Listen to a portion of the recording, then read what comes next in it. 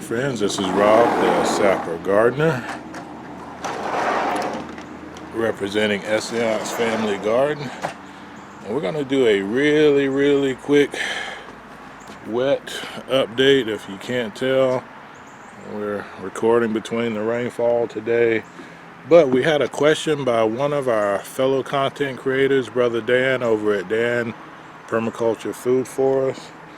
And he asked us a couple of days ago, a couple of videos ago, if we are growing UBE in our garden.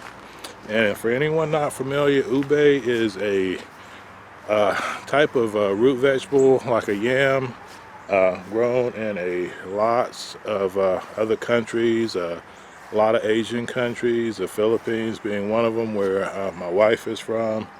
And we are growing it, and we have to thank another set of friends, Bob and his wife Melody at Bob Mel Simple Life or Bob Mel Simple Living. They gifted us 2 UBE tubers about 5-6 years ago, and we planted them, we harvested, and we did just like what they had given us. We used up everything except for 2 tubers.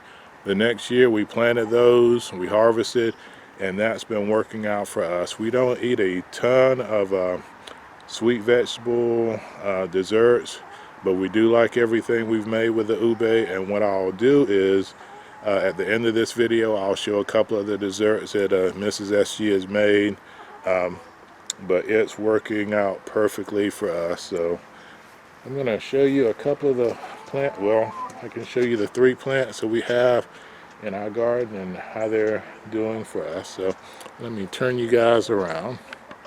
And no, these are not UBE, but, and then there were 5. We had 6 hens, at least we thought we had 6 hens. We got 6 from Tractor Supply this year, pullets, which means they're supposed to all be sexed females. But it turns out that one of our Australorps, the black ones there, turned out to be a rooster. So we gifted that to a local family that we know. We are allowed to take hens to the freezer camp, as our friend Sydney at the Naked Gardener calls it, but we don't do that. We buy our chickens for eggs, not for anything else. So when we get a rooster now, we take it and we just gift it to that family. And we just learned too that they also sell chicks in the spring. So now that we've got that connection, when we need more, we'll just go to them and we'll buy from them, and hopefully we'll get a good deal on that. So we had 6, now we got 5, and they're all nice and healthy, waiting for treats, but none today. I say that, and I know I'll give them a treat here in a few minutes. But this is our first UBE plant, and it is doing great. And we have it in one of our round keyhole beds, and everything that we've planted in these beds has done really great. We got one of our late sown sunflowers in there coming up. We've got some peas. We've got just a lot of everything in there. And we've got our UBE, which is trellised up on one of our cattle panels, and this one is doing great. All that leaf growth does not necessarily mean we're going to have 50 tubers in there. We expect to get probably anywhere between 6 to 10 decent sized tubers, and we'll do a follow-up video when we harvest those. And again, we'll use up most of them over the winter, and we'll make sure that we save a couple, maybe 3, and we'll use those to start new UBE in the spring. And just a really delicious vegetable, not overly sweet, but yeah, a little different than regular sweet potatoes and regular yams, but we love it. Yep, they're spoiled.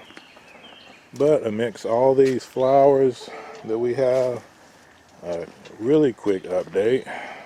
We sowed sunflowers late in the season, several different varieties that we were gifted from our friends Henry and Irene at Brainstorm Acres, and they are coming up. And some of them have not opened yet, like this teddy bear sunflower, but some have opened up, and we've got a Joker and a Carnival sunflowers that are heading out, and just another great source for any pollinator still looking to get pollen this time of year. And behind those, we have our second ube plant, which is in our other round keyhole bed, along with some peas, some thyme. I think we may have rosemary, some sweet potatoes in there too, which the sweet potatoes and the ube are obviously competing with each other, and it looks like in this competition of root vegetables, the sweet potato is winning. But again, we don't mind. We eat both, and these are Beauregard sweet potatoes in this bed, not an Asian purple. So, you know, it's hard to confuse ube with a sweet potato because the ube is a hairier type root vegetable, but we won't get those confused. And whatever we get will get consumed. So we're not overly concerned. We're just happy with whatever production we get. And our final ube is over along our fence line, and I'll walk around. I'll give you a better shot of that. We've got tons of sweet potatoes and plants still going. It's mid-October for us, and we are just surprised. Some stuff has died, like our sunchokes here, but we've got more sunchokes over by our garage garden that is still going strong, and we'll be harvesting some of that soon. But our final ube bed is along our fence line next to our gate, and it's doing great too. And this isn't a keyhole bed, but it does use a permaculture principle in it. We built this bed, we put some wood down in the bottom of it from some trees that had come down, some leaves, some grass, just bulk filler material. And then we put soil on top of it, and it is doing great. Everything we put in here is done pretty good. We've got some moringa in here, obviously some marigolds. We've got some, not sure if that's lettuce in there. I'll have to check with Mrs. SG. We harvested a ton of peas from this bed, and this one also had a volunteer tomato in it, which we got a ton of grape tomatoes or cherry tomatoes before we pulled it out. And now we're just waiting to see how our ube does, and we expect to get, again, probably 6 to 10 ube tubers from here, and we'll be happy with that. We've also got some bitter melons, some okra growing next to it. The ube went up the trellis. We intended it to go up here and here, and it also latched onto the cattle panel for our bitter melon and grew up there too. So yeah, Brother Dan, I am glad to share what we're growing, and if we get a nice enough harvest and you're interested in it, we'll be happy to share some of our ube with you like Bob and Melody did with us. So real quick check-in. We're scheduled to start getting some colder weather here, and by colder I mean in the 40s, not freezing, or we don't expect a hard frost for a few more weeks. But one of the things that we have to do is make room in our greenhouse. Right now it's set up for spring, summer, seed sowing, seed starting, hardening off, and seed collection. But now we've got to get ready to move our frost sensitive plants in. So what we'll do is we'll move the wall shelves, we'll take those off, we'll take the metal shelf in the back, and maybe sit it over here on the side and put our solar panels on them to keep them up out of any snow that we eventually get. A lot of the buckets and things that we use is kind of for storage now. We'll take out, and we'll start to move our frost sensitive plants in.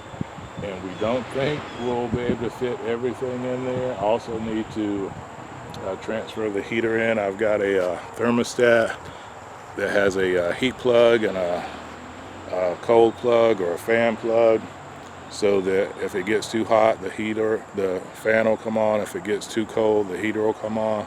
I need to get that set up too, and it's actually a Wi-Fi, so I can adjust that from inside and check it from inside.